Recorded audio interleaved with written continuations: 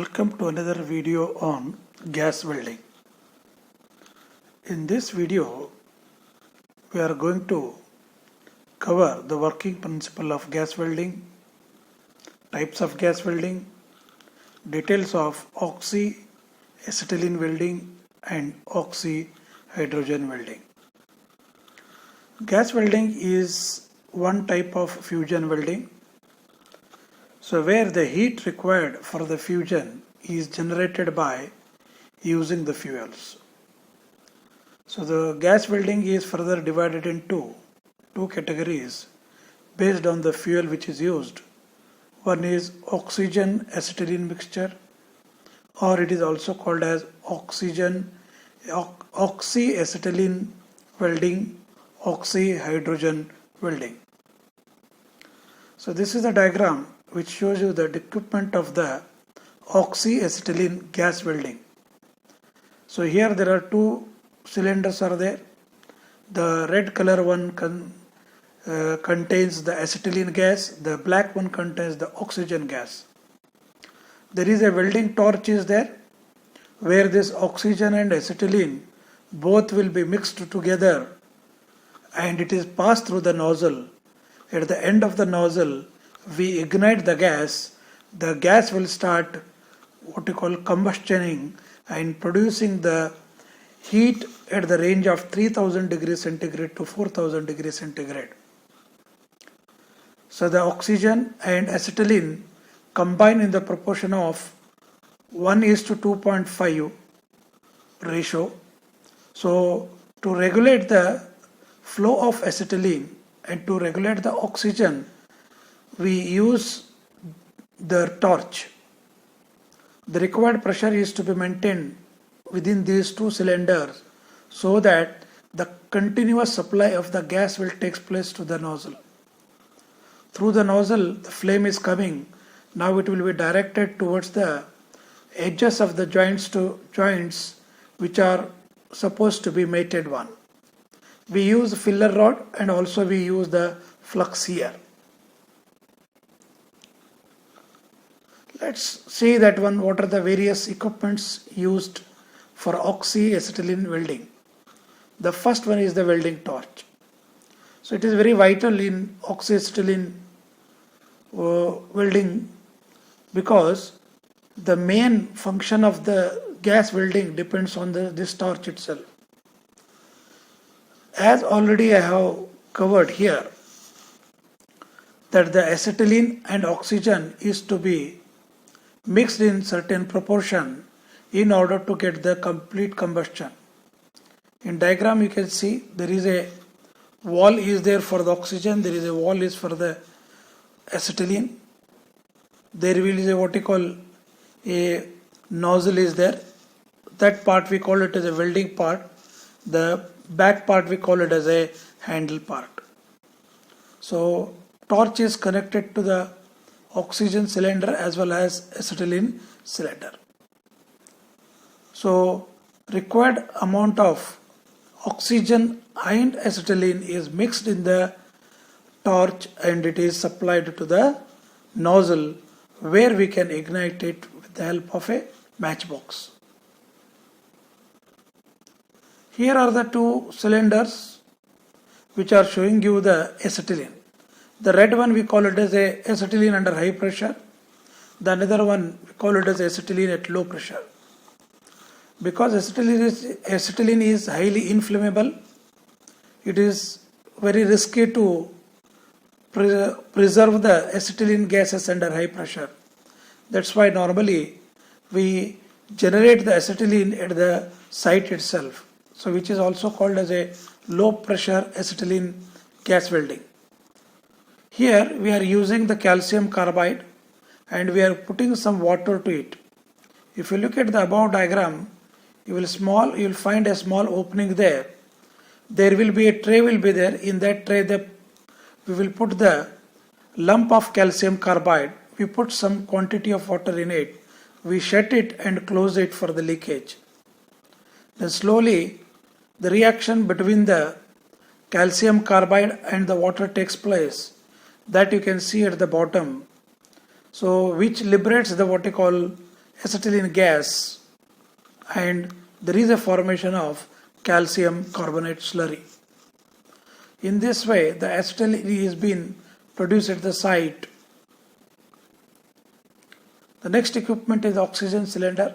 So normally oxygen cylinder is available under high pressure. So normally it is what we call colored black. We use a color coding to identify the different gases in the cylinders.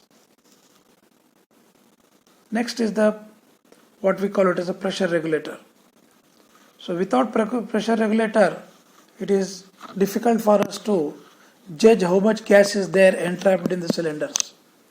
We need the pressure of the gas in order to have a complete combustion and continuous burning of the gas. If the gases are under pressure, they will pass through the nozzle, and where the velocity further it is increases, and small vacuum will also be created at the nozzle so that it continuously sucks the gas from both the cylinders in order to get a continuous flame for the welding purpose. So normally the ranges of the what you call pressure is also given here in the table. Lastly, the goggles and gloves, these are also essential for the gas welding. When we use this oxygen and acetylene, we come across with three varieties of the what we call flames. So these flames play a very important role in welding different kinds of materials. The first one is a neutral flame. So where we are using the equal amount of acetylene and oxygen, when we use it, you will find the flame consists of the three zones. The oxygen consists of when oxygen and acetylene both are in the equal proportion, so we are going to get the neutral flame. When acetylene is in excess, we are going to get the carburizing flame. So when you look at the neutral flame, so you will find there are two distinct zones are there, and the corresponding temperature is also has been mentioned here. In case of carburizing, so we will have what we call it as a acetylene feather-like structure inside it, and here we find three different zones in the flame. When the oxygen is large in quantity, then we are going to get what we call it as a oxidizing flame. It is very much suitable for welding zinc, copper, magnesium alloys. So in the slide, the use of the neutral flame and carburizing flame is also given here. So depending upon the nature of the work, so we can set the most appropriate flame and carry out the welding process. There are two techniques of gas weldings are there. One we call it as a left hand or the forehand technique, and another is right hand or the backhand technique. The leftward welding is where the filler rod is inclined at an angle of 30 degree to 40 degree and torch is at making an angle of 60 to 70 degree. In this case, the filler rod is followed by the torch. So let's see how it works. So in this way, the filler rod is followed by the torch. In case of right hand vertical welding, it is opposite to that. So whereas the torch will be moving first and the rod will be following it. So leftward type of welding, we use it when we wanted to join the vertical joints, and normally it is restricted to 5 mm thick plates. Whereas rightward what you call gas welding is carried out for overhead joints, and it is found it is faster than the leftward by the amount of 20%, and there is a 15 to 20% of less gas required for the gas welding purpose. So also we find there is a less distortion after the welding process. So these are the applications of the gas welding. So basically gas welding is used to join the thin metals. It is also used to weld ferrous and non-ferrous metals. In most of the fabrication work of shield, we are going to use this what we call oxyacetylene gas. The advantages of this is it is easy to operate and does not require high skill. So it can be used at site itself. So equipments are more portable than other types of welding. It can also be used as a gas cutter. The disadvantage is that it doesn't provide the better surface finish. So here we are going to get a large heat affected zone. So it means it weakens the base metal around the weld. It is suitable for soft and thin sheets. And finally the disadvantage is no shielding area, which causes more weld defects. So try to understand the oxyhydrogen welding. Heat is also a type of fusion welding, and remember we are using the oxygen and hydrogen to produce the flame. In case of this oxyhydrogen, we are using two non-consumable tungstens. A arc will be generated between these two tungsten electrodes. Through this arc, the hydrogen gas is passed through that one. So we know that hydrogen is a diatomic material. When it is subjected to the what you call high temperature of order of 2800 degrees centigrade to 3001 degrees centigrade, the diatomic hydrogen will split into single atoms.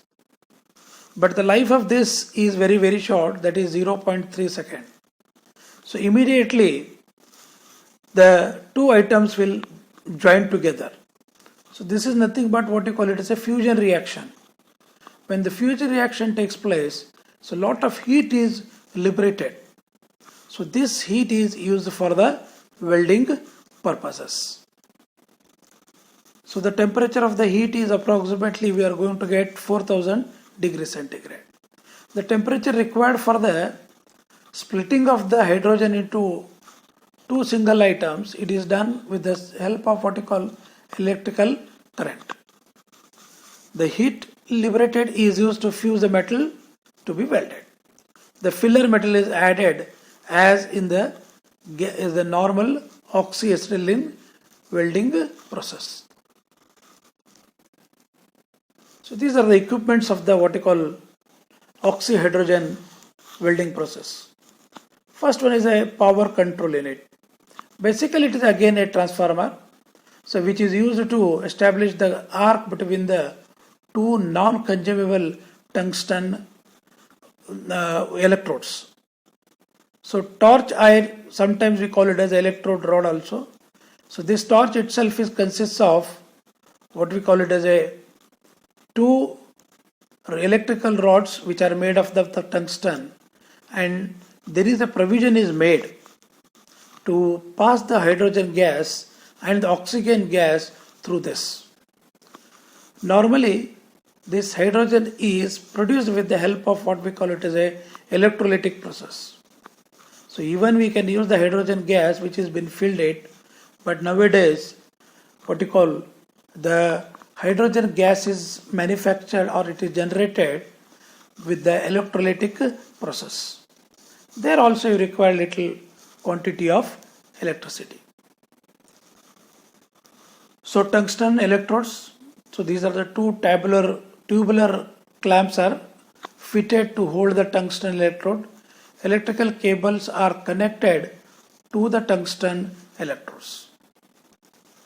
The hydrogen is what you call, already I explained, it is manufactured through the what you call electrolysis process. Finally, so we need some kind of electrical connection. So that is the equipment is what we call it as electric cable. This is a diagram which shows you the what you call oxyhydrogen welding equipment. These are the comparisons between the oxyhydrogen and oxyacetylene. Working feature was only in case of oxyhydrogen welding, so only water and electricity is used, whereas in oxyacetylene, high pressure of oxygen and acetylene is used. As far as safety is concerned, oxyhydrogen is more safer compared to the oxyacetylene. When it comes to health and environment, the oxyhydrogen is better one because it has got zero carbon emission, non-toxic water after the combustion. So whereas oxyacetylene will contribute for the toxic gases. The last one is the cost. So of course oxyhydrogen welding found to be less cheaper compared to the acetylene gas welding. So these are the areas where this oxyhydrogen welding is used: solar collectors, trophies, statues, silver platinum jewelry, copper welding, electric motor and power generator.